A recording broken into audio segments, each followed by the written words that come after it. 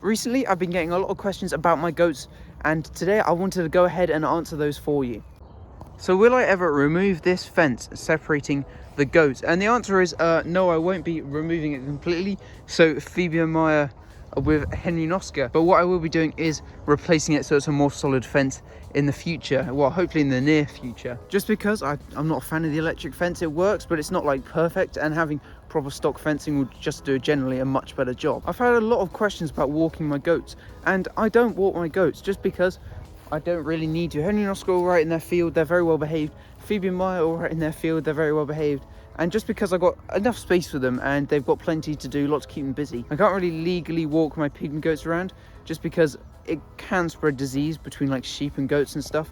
I mean, the goats, they don't have any diseases on them, at least as far as I know. They're very happy and healthy, but you know, you can't risk anything. So what is my plan for my goats? So Henry and Oscar over here, not much is going to change for them just because they're weather goats and kind of their purpose is fulfilled. They just got to be cool, and that's what they're doing, apart from wasting all my hay. Like, this is expensive stuff and they're throwing it all on the floor. But for Phoebe and Maya, a lot is going to change. They are going to have babies hopefully for me when they're old enough to, obviously, and they've got a secure and good sized field. So they're going to have babies, and I can use those, sell the babies and use them to pay for the rent and their feed, which is kind of the most expensive thing about goats for me. There's also fencing changes, shed changing, a couple other bits and pieces. I've got a full video on that, but I also would like to get them bigger fields as well, especially Phoebe and Maya. If I can talk to the person that owns the land, and if I could have just like that extra bit of the field, that would be amazing. I mean, the lady that owns those horses does have this whole field, so it's kind of, I'm taking her land at the end of the day. But if the goats could have all this extra space, that'd be incredible for these two. The next question is, do my goats attack each other? And they don't really. They don't attack each other. It's more of a display of dominance where they headbutt. I've got a full video on it, like up here or whatever. That's really cool. It's definitely worth watching if you're interested in that. But only really Henry and Oscar do this because they're weather goats, they're males. It's what male goats do. Phoebe and Maya, I think I've watched them do it like twice. They're so much more relaxed, but oh, I just love Henry. Henry and Oscar are just so great. Look at him. He's just so good. They're just enjoying their hay. I don't know what Oscar's doing, but Henry's enjoying his hay. So the next question is, do I lock my goats up at night? And these are their sheds. So this one's Henry and Oscar's. That's Phoebe and Maya's. And I don't lock them up. I did used to lock Henry and Oscar up when they were babies, when they had the little baby shed.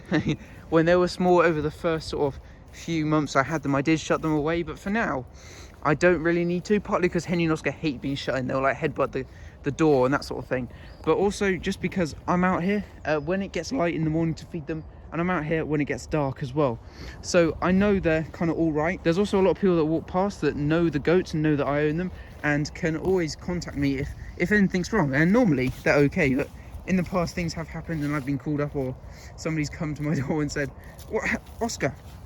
and somebody said there's a problem with them, and I'll be straight up here. So that's really, really good. But obviously it's your choice if you want to lock your goats up or not, and it kind of depends on the situation, because I feel quite safe that the goats are safe here.